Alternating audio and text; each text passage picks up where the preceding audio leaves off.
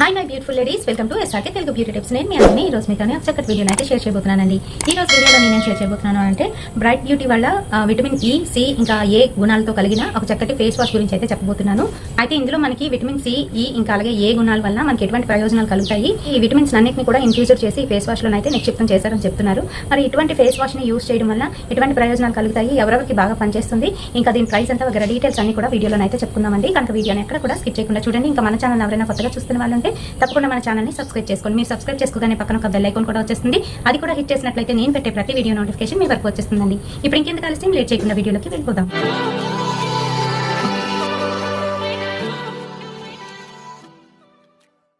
So friends, skin brighter గా ఇంకా అలాగే క్లియర్ గా అవ్వడం కోసం ఈ ఫేస్ వాష్ అయితే ఉపయోగించుకోవచ్చు.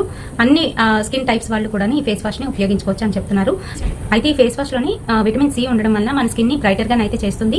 అండ్ అలాగే విటమిన్ ఈ వచ్చేసి మన స్కిన్ ని సాఫ్ట్ గానీ ఇంకా అలాగే స్మూత్ గా ఉండేటట్టు చేస్తుంది. At the same time skin లో ఏమైనా డ్యామేజెస్ ఉన్నా కూడా వాటిని కూడా రిపేర్ చేస్తుంది. అలాగే విటమిన్ ఏ వచ్చేసి మనకి పోషన్ అయితే అందిస్తుంది అనమాట. ఈ రకంగా ఈ మూడు కూడా పనిచేస్తాయి. అండ్ అలాగే దీని ప్రైస్ వచ్చేటప్పటికి 110 రూపీస్ అండి. మనకి మ్యానుఫ్యాక్చరింగ్ డేట్ నుంచి 2 years వరకు దీని లైఫ్ టైం ఉంటుంది. ఆ తర్వాత అయితే ఎక్స్పైర్ అయిపోతుంది అనమాట.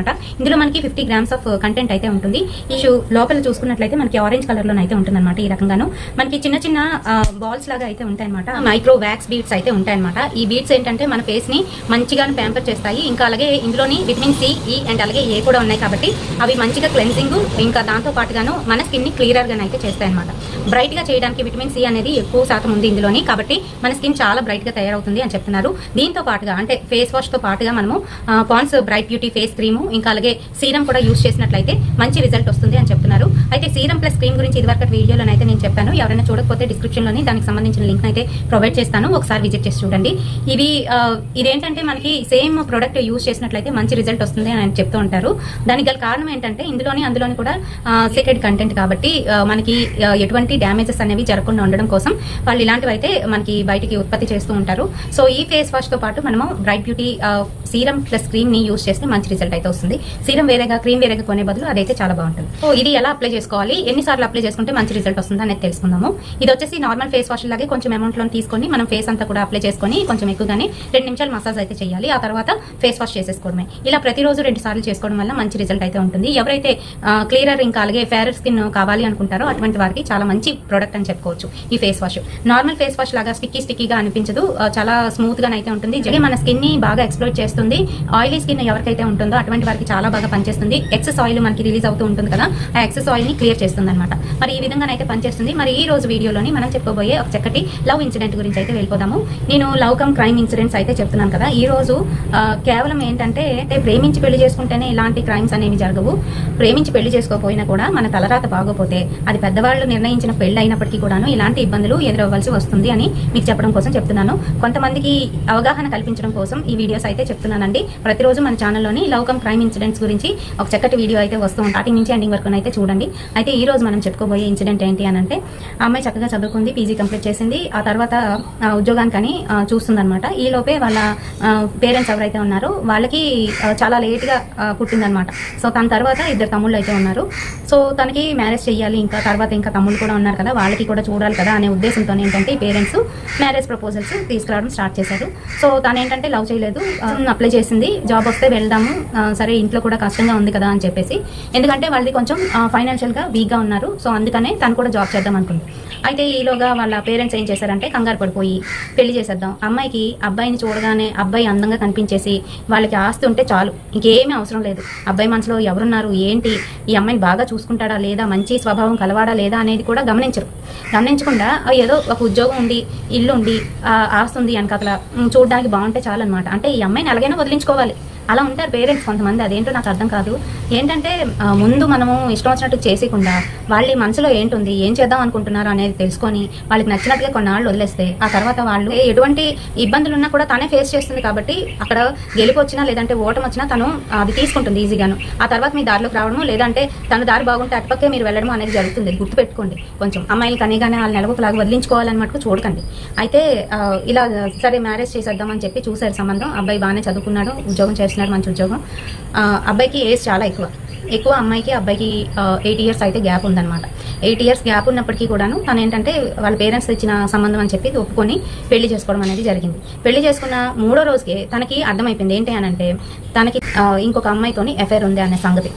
ఇంట్లోని భార్యను పెట్టుకొని ఎవరో మిస్డ్ కాల్ ఇస్తే ఆ మిస్డ్ కాల్కి మళ్ళీ నీ వెంటనే ఫోన్ చేసి కామ్గా వేరొక దగ్గరికి వెళ్ళి మాట్లాడుతున్నారంటే ఎవరికైనా అర్థమైపోతుంది.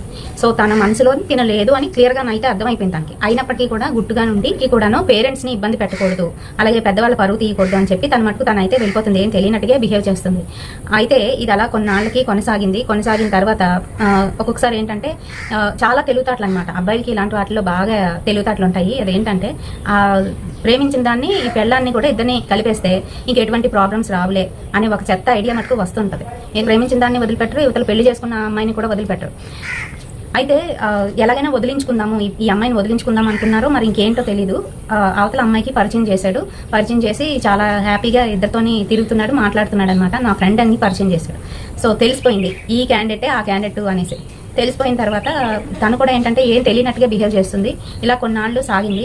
ఈలోగా వాళ్ళకి ఒక అబ్బాయి అయితే పుట్టాడు. అబ్బాయి పుట్టిన తర్వాత అప్పుడు తిను బయటపడింది అనమాట. ఎందుకంటే ఇంకా అది కొనసాగుతుంది, వాళ్ళ రిలేషన్ కొనసాగుతుంది. ఈ అమ్మాయి ఎన్నోసార్లు చెప్పింది మధ్యలో కట్ చేయండి, ఎందుకు బయట వాళ్ళు చూసే వాళ్ళు వేరేగా అనుకుంటారు, మీ అమ్మా నాన్నే తప్పుగా అర్థం చేసుకుంటారని.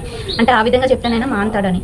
అయితే ఈ ఫోన్ కాల్స్ ఇవన్నీ కూడా ఎక్కువ అయ్యాయి. ఆ తర్వాత బాబు పుట్టిన తర్వాత చాలా వరకు తగ్గించాడనమాట. అంటే ఇంకా ఇలాగైతే లాభం లేదు, నా కెరియర్ పాడైపోతుంది, నన్ను సమాజంలో అందరూ కూడా చీ అంటారు అని అర్థం చేసుకున్నాడు. అండ్ అలాగే తినో మంచితనంతో తనని కొంచెంగా మార్చుకొని వచ్చిందనమాట. మొత్తానికి ఇప్పటికైతే వెల్ సెటిల్డ్, ఇద్దరు కూడాను బాగున్నారు. ఆ అమ్మాయిని వదిలేయడం అనేది జరిగింది. ఆ అమ్మాయిని కంప్లీట్గా ఇంకా ఏంటంటే వీళ్ళ లైఫ్లో లేకుండానైతే చేసిందనమాట. ఆ విధంగాను మనం పట్టుదలతోని ఎదిరించాలి. అలాంటి హడ్డిల్స్ ఏవైతే ఉంటాయో వాటిని దాటాలండి. అంతేగాని కృంగిపోయి వెంటనే అవతల వాళ్ళు ఏమైపోతే పోని పెద్దవాళ్ళ గురించి ఆలోచించకుండా అక్కడే ఒక డెసిషన్ తీసేసుకొని ఈ అబ్బాయి ఎవరో అమ్మాయితో ఎఫెక్ట్ పెట్టుకున్నాడు అని నానా రాద్ధాంతం చేస్తే జీవితం అంతా పాడైపోతుంది అనమాట. అది గుర్తు పెట్టుకొని చాలా తెలివిగా చేసింది కదా. మరి ఇలాంటి తెలివితేటలు, ఇలాంటి పద్ధతులను ఉపయోగిస్తే మన లైఫ్ చాలా బాగుంటుంది. ఎటువంటి ఇబ్బందులు పడకుండా జీవితం అనేది కొనసాగిపోతుంది. 99% మగపిల్లలు ఈ రకంగానే ఉంటారు, ఈ రకంగానే చేస్తారు. మనం అవి చూసినా కూడా చూడనట్టు వెళ్ళిపోయి మనం ఏంటో అనేది నిరూపించుకోవాలి.